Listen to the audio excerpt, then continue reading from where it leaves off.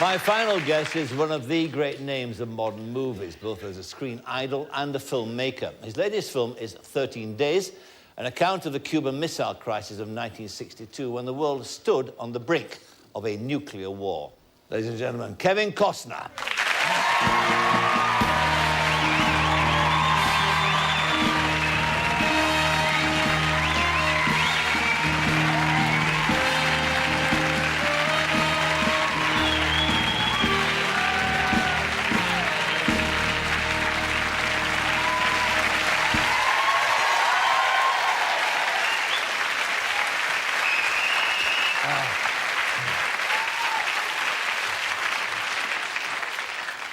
He's on a warning, so you're all right, okay? Good stuff. Okay, much enjoyed the movie. Thank you. I did. And it's a political thriller, in a sense. That's what it is. And it's about the reality of us going to war in 1962. We came within a hair's breadth of doing it. One of the things that impressed me, I'd like you to tell me about it, is that the way it shows you what real power is. I mean, here in a moment in history where one man, literally, and his decision stood between us and what was the thing, 150 million dead? Well, that's if cooler heads prevailed. That was the initial number that people established. We throw our bombs, they throw ours, but certainly it could have escalated to more than that. It's the use of power, and in John Kennedy's case, and I wish I could salute him tonight, it was not the use of power that he exacted. He showed that kind of philosophy, that kind of courage that doesn't allow you to go to war, because it's easy to fight, and it's hard to avoid war, and the world owes a debt to John and Bobby Kennedy. Well, I mean, first of all, let's establish, I mean, how much of a historical document is this? Well, it's not a documentary, but it certainly documents our lives. I mean, 40 years ago, we came close to destroying ourselves. And the sad part about the whole thing is that these bombs still exist. We're still pointing missiles at each other. And I sometimes feel like the world is asleep at the wheel. We don't realize that we haven't, that imminent disaster looms imminently. What other lessons... I hate to bring this show down. No. It's about time this show actually got to an intelligent level. No. I want to say this. I would hire them both in movies. Right. But I'm not gonna pay Lee per word.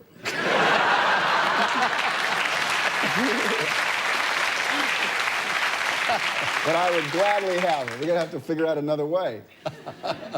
But what's interesting, you're talking there about the reassessment of Kennedy, and I didn't realize before just how split his advisors were. In other words, I mean, there's a situation that develops in the movie where he is the only man who is actually saying, no, we do not go to war. I think the good thing about the movie is it's not like the Americans have the white hat and the Soviets have the black.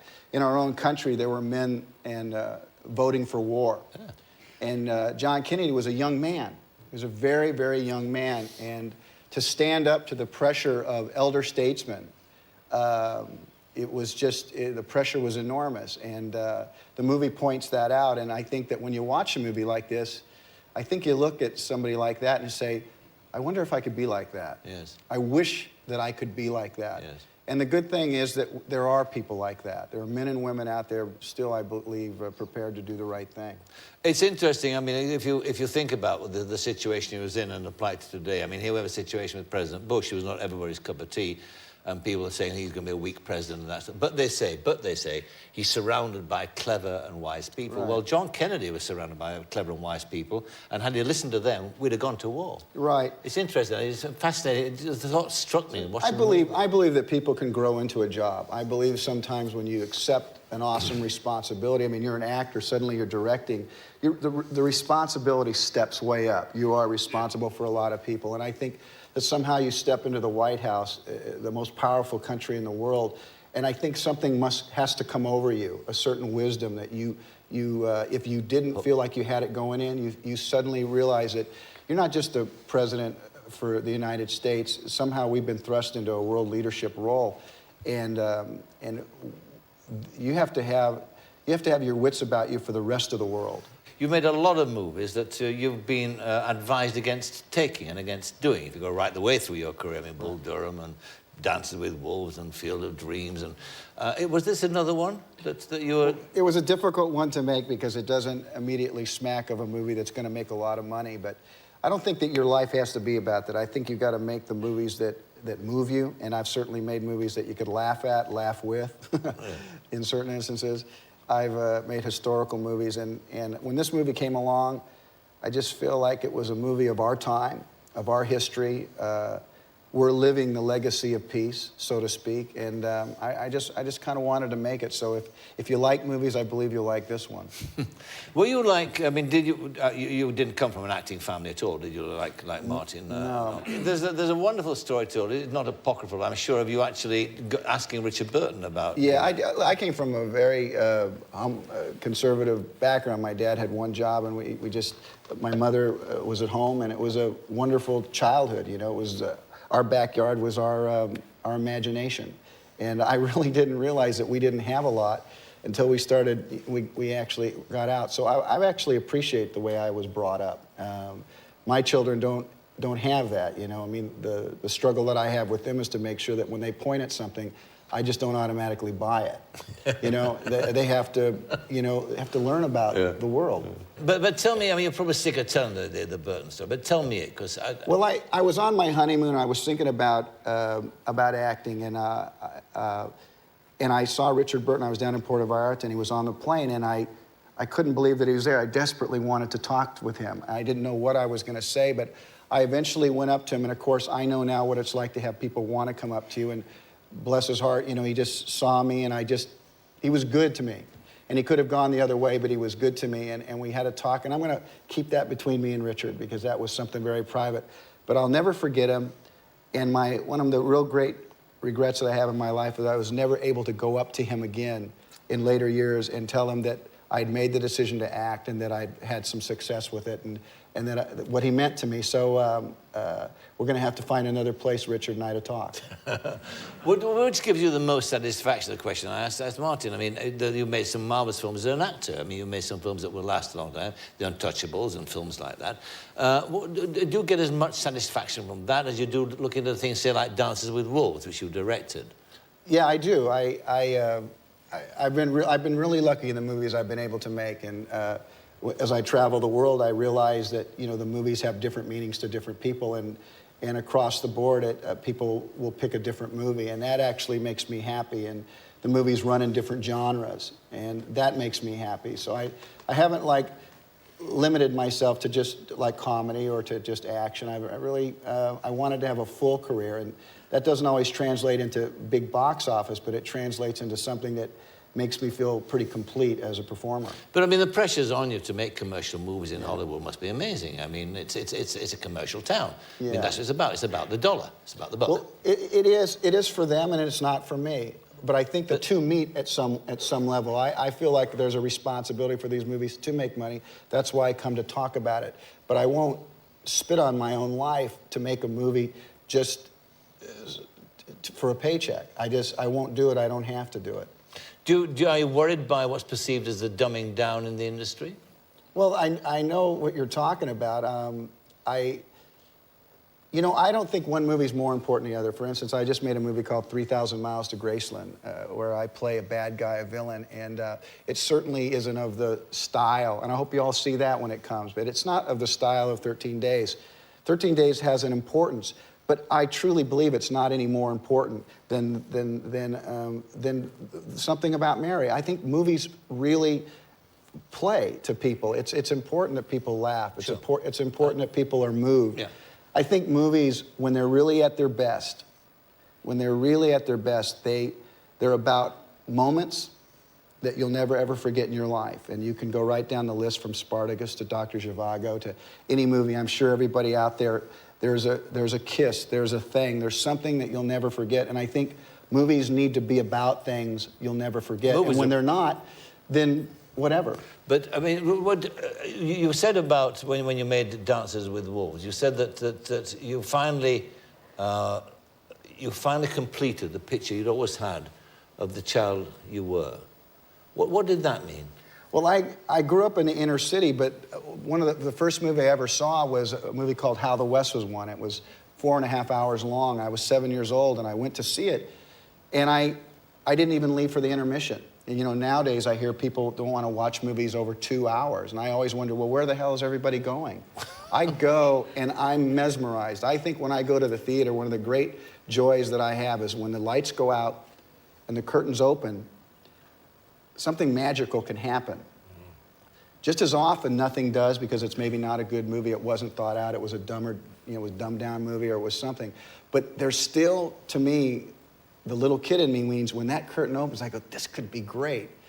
And when I saw How the West Was Won, one of the first images I remember was I heard Spencer Tracy speaking, narrating, and I saw Jimmy Stewart in a birch bark canoe. And from that day, I was a mountain man, and I lived in the inner city, and I was chopping down trees. I was having problems with neighbors. My dad was having problems with me. I was trying to build canoes. I was trying to do all those things, you know. So I understand now when they say, if you're watching this, don't try this at home, you know, because it actually means something, you know. And then you made the movie where you were in charge of your own herd of buffalo. I had my own herd of buffalo, and you know, we used our own money to make that movie. You know, no one really wanted to make Dances with Wolves, and every studio passed on it, and passed on it for about a year, 2 years. We had about 27 passes, and I had a couple great directors that just felt that it was too long or something like that, and so at one point I said, oh, I'm going to make it. I might not make it as good as them, but I'm going to make all of it. And, you know, I guess one of the things that doesn't necessarily play is my movies have a tendency to be longer. And people always say, we want them shorter. And I understand that, but I can't necessarily do that because I think in this life you have to have a style and you have to be about something. And if it's not in vogue, I don't think you should lose yourself. Yes. I think you should hold on to what it is, because there are short movies and there are long movies. And the truth is, movies should be about what they are, and no one should be telling you how short or how long, because when you go to it and the curtain opens, something magical should happen. And when it doesn't, a lot of times it's because people manipulated with it, and I resist and resent it. How personal? Yeah! Well, that was...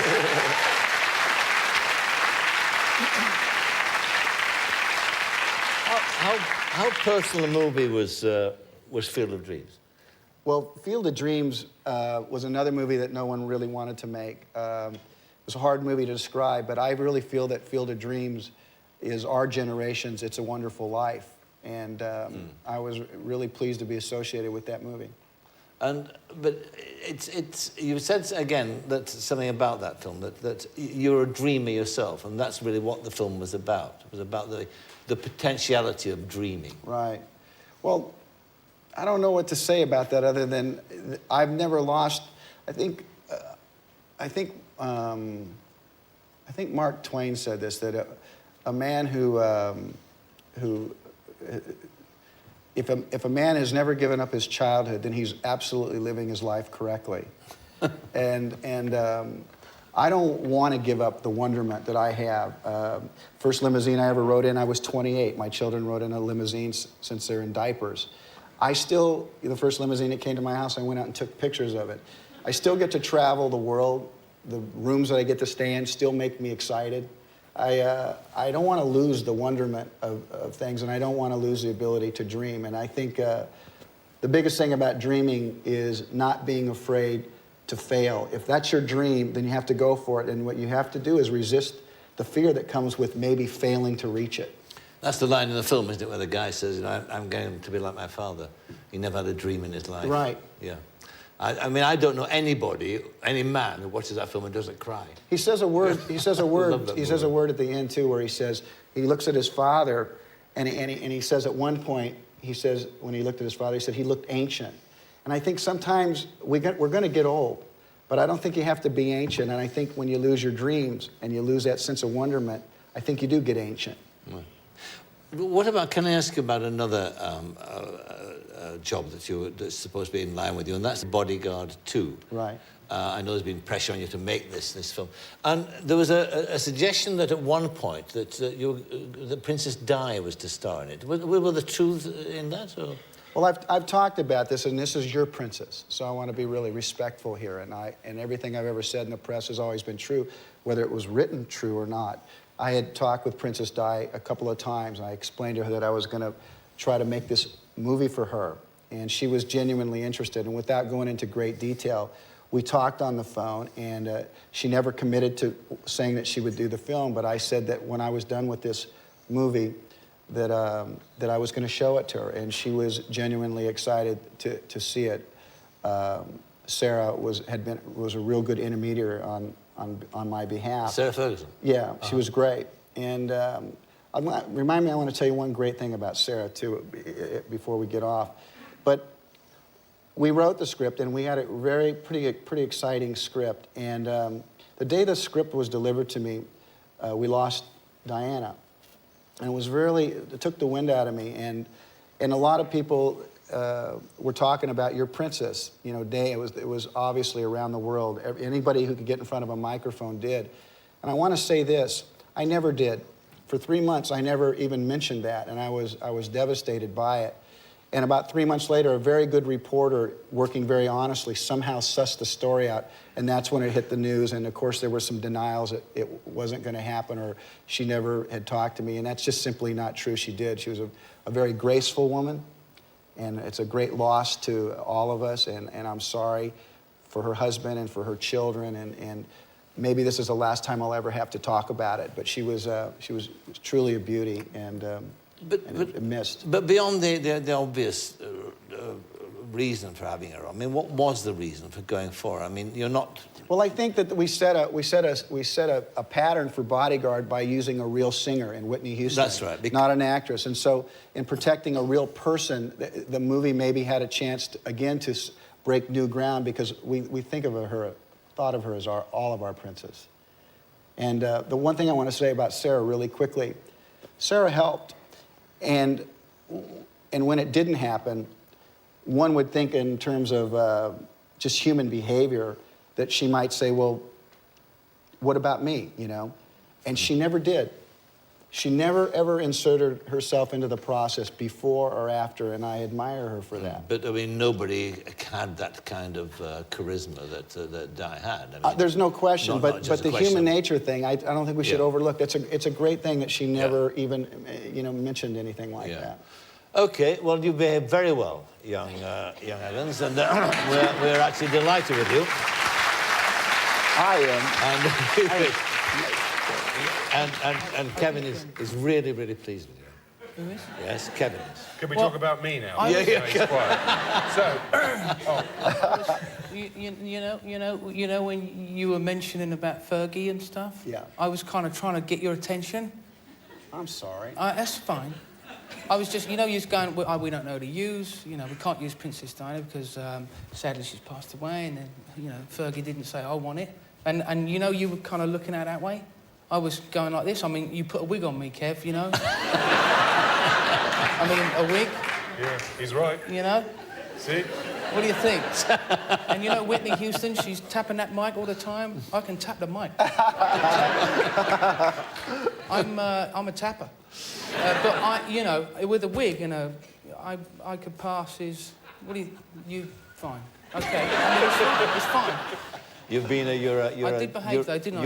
You are a credit to the Avonmouth Council estate, all right? That's what you are. That's very kind of you. No, You're going to have a knock on your door tonight. Well, listen, all the best with the movie. Thanks. And I hope it does well. It deserves to. Thank you. It's a good movie. Thanks. And thank you for coming on the show. Kevin Costner. Thank you.